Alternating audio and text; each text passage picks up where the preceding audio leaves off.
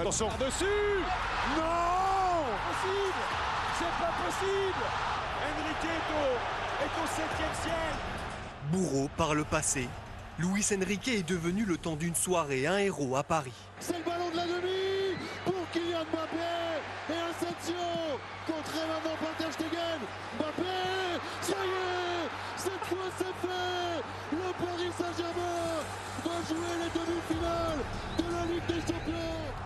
Après 7 mois de critiques et de débats, Luis Enrique a mis tout le monde d'accord. Fou par moments, il est bien le savant dont le Paris Saint-Germain avait besoin.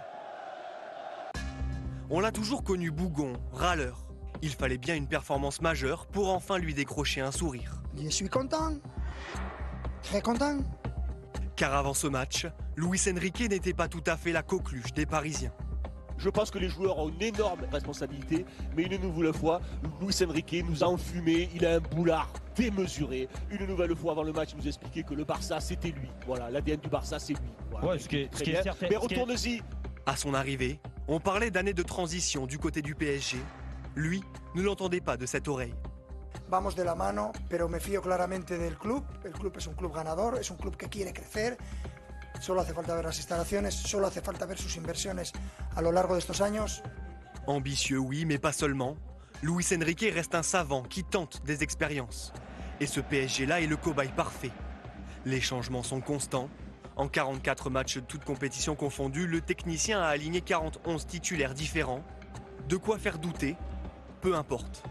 Puedo cambiar el estilo del equipo y el estilo de juego y que pasen cosas diferentes sin hacer cambios. Cada partido. Que no lo entienden, no me importa, no me interesa. Con que lo entienda yo y mis jugadores y mi staff es suficiente. Jugadores de calidad hay que abrirles la mente. Sa philosophie, elle, n'a pas changé. Son PSG est la deuxième équipe à avoir le plus la possession en Ligue des Champions derrière le City de Guardiola. Contre Barcelone, il a même perfectionné son art avec un record de la plus faible possession pour les Blaugrana en C1. Un grand travail de toute l'équipe. Voilà, toute la semaine, on a travaillé tactiquement avec le coach et sa tactique a été parfaite. Il est incroyable, il nous apporte beaucoup dans la tactique, dans la tête. Je pense que c'est le plus important, la façon qu'il nous parle, la façon qu'il nous fait croire que c'est tout dans notre côté. C'est incroyable, il a trop de mérite dans cette éliminatoire aussi. Il faut le dire, c'est un coach incroyable. Un homme de conviction mais aussi de poigne, Luis Enrique n'est pas du genre à se laisser faire. Kylian Mbappé a dû le comprendre avec le temps. Sujet de discorde, le technicien n'a jamais fait de cadeau à son attaquant, n'hésitant pas à le recadrer sur la pelouse ou à le sortir tôt dans certains matchs. C'est bien Kylian Mbappé qui va laisser sa place. Je crois que je l'ai jamais vu, moi, depuis qu'il est à Paris. Oui, alors que son équipe est menée. Mais cela a fini par payer. Il faut être proche de Gundogan. Bien joué, Mbappé d'être revenu. Hoy ha sido el líder indiscutible de nuestro equipo. Repasad la presión de todo el equipo, de Kylian, de Us y de Brad. Ha sido una prueba de que se lidera desde el ejemplo y cuando Kylian es capaz de transmitir eso, nosotros somos mucho mejores. Les brouilles d'hier mises de côté dans un seul but, faire gagner Paris. Une Ligue 1 presque déjà acquise, une finale de Coupe de France et une demi de Ligue des Champions à jouer. Luis Enrique est proche d'apporter un triplé historique au Paris Saint-Germain. Et si c'était lui, le savant que le PSG attendait tant? J'étais vraiment confiance parce que je dis au coach, on va gagner, on va qualifier. J'ai vu quelque chose que je n'ai pas vu pour 13 ans. J'étais vraiment un grand entraîneur, le meilleur entraîneur au monde.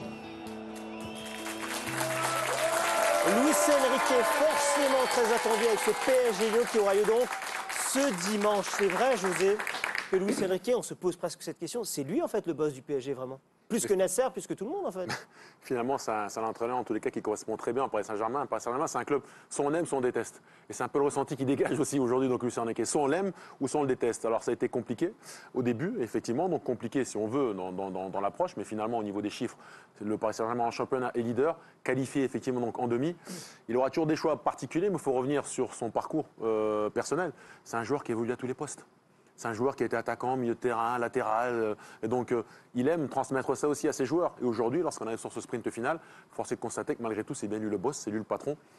Après, on va dire qu'il n'a pas le vestiaire de la saison dernière avec des Messi, des Neymar, des joueurs aussi qui sont difficiles à gérer. Il a Mbappé à gérer. On verra si justement sur ce sprint final, sur les matchs qui vont amener le Paris Saint-Germain en finale, s'il sera capable de ménager Mbappé correctement.